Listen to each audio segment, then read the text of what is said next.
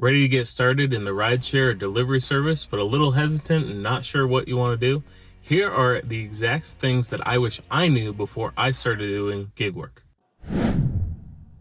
Hi, I'm Tyler from the RideShare Guy, and today we're going to be taking a look at some of the things I wish I knew before I started driving for rideshare and doing delivery service. This is the video I wish I would have been able to see before I got started. And the very first thing that I want to talk about is that of insurance. Now, when I first started, a lot of people had asked me about what type of insurance, if it affected my insurance. When I tried to look it up, basically what I was told at the time was that if the insurance company found out that what I was doing with rideshare driving, that they would cancel my policy. And for that reason, I was hesitant to do it for a long time, started doing it because I needed the money and was really scared of what would happen if I ever got in an accident. Fast forward several years later, I'd driven several hundreds, if not thousands of rides and deliveries at this point, and I finally decided to call an insurance company and find out how much it would cost for a rideshare rider on my insurance. Now, all of these years I'd been doing it and was a little hesitant. I finally called them and it was an additional $17 a month. So all of that frustration and thinking about it and concern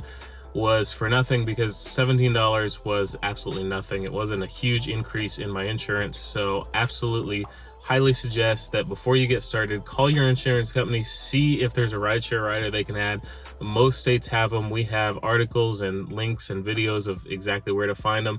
Check out the description link and it'll show you exactly where you can go in your state to find out what insurance does have a rideshare rider. Definitely something you want to have, because these gigs, Uber, Lyft, Instacart, they do have insurance, but you're definitely not 100% covered.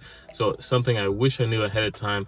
Number one, get insurance. Number two, it's not going to be as expensive as you think. Next is making sure you feel safe in your own vehicle. Now, you're out there driving in your own vehicle. You want to make sure you feel as safe as possible. The number one thing that I can say to do this is not buy a taser or any of that other things that some riders do, but instead to just make sure that you're driving in areas that you feel safe, and that if there's ever anything going on, maybe you're getting to an area and things just seem a bit off, you don't have to finish that ride. You don't have to hit accept. Or once you see that it's going to be uncomfortable, you can stop the ride, cancel the ride right then and there. And really, there's not a penalty for that. So yes, that's going to come up. It's going to ask if you're sure.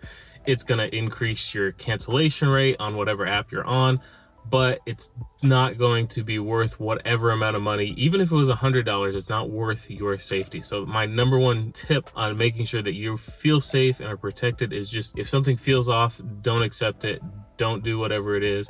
If someone's asking for everyone to get in the car, if it's a liquor delivery and they don't have an ID, whatever it is, just feel free to walk away. It's completely fine. And if you need to turn off for the whole rest of the night and not make money, that's something you can do too. Also, don't drive during the times that things happen. So if you're concerned about the 2 a.m., don't drive at 2 a.m. I typically drive around lunchtime and maybe some dinner times on the weekend. So I don't drive those late night crowds because I don't feel safe. I've done it before. I may do it in the future, but right now I'm making good over $20 an hour in my area driving for lunch. So that's definitely something that I'm comfortable with and I'm gonna do for my own safety. Next is to cherry pick your rides. Now, I absolutely think when you're first starting off, you should accept a few rides, even if you're not making great money on them. The same is true with any app that you do, Instacart, Doordash, Grubhub.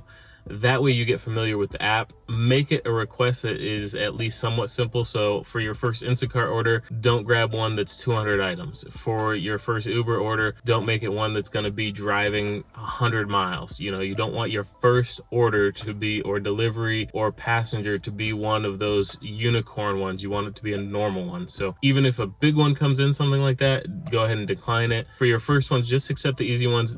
Doesn't matter how much money.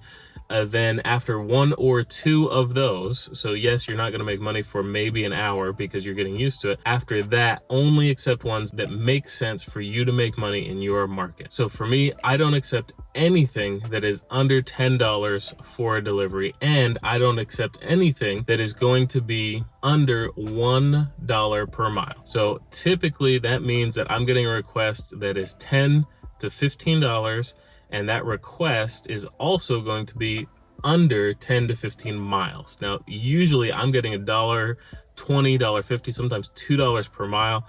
I cherry pick. My acceptance rate is really low in all of the apps. I think the highest that I have is maybe Uber right now, and I think I'm at about 28% on my acceptance rate on Uber. So make sure that you're only accepting rides, deliveries, whatever it is, at a rate that makes sense for you and your area. Some areas it's going to be a lot more depending on what you're looking for.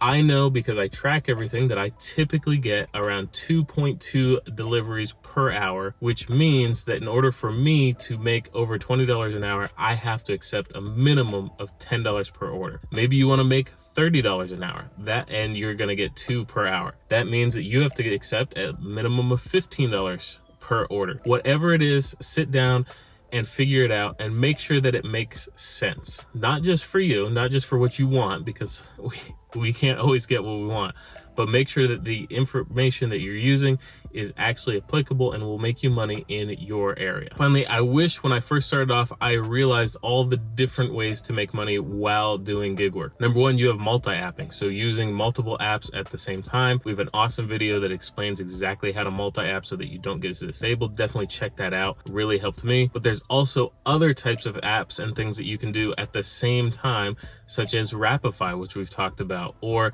having games in the back, or even selling things in your own car, such as bottles of water or candy or chips or any of those things. So you can make extra money doing all these little things. And yes, not one of them is going to make you a millionaire overnight, but doing all of these little things at the same time means that you're going to be making more money doing the same amount of work. So you're going to have more passengers in your car, you're going to have more sales of whatever else you've got going on. Rapify is going to come in with their monthly check. So all of these things allow you to make even more money doing the same amount of work. And I wish that I knew about that sooner, and that I wasn't just using one app when I started and did that for months and maybe even over a year of just doing one app whenever I went out to drive. So there are some of the things that I wish I knew when I first started. Maybe you have some questions still, concerns that you have. If you're thinking about driving, leave them in the comments below.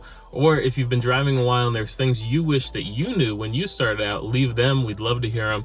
We read every single comment. Please, if you found this video helpful, give us a thumbs up. It really helps us out. And subscribe to the channel, because there's new episodes that come out every single week that help you make as much money as possible in as little time as possible. And until next time, stay safe out there, everyone.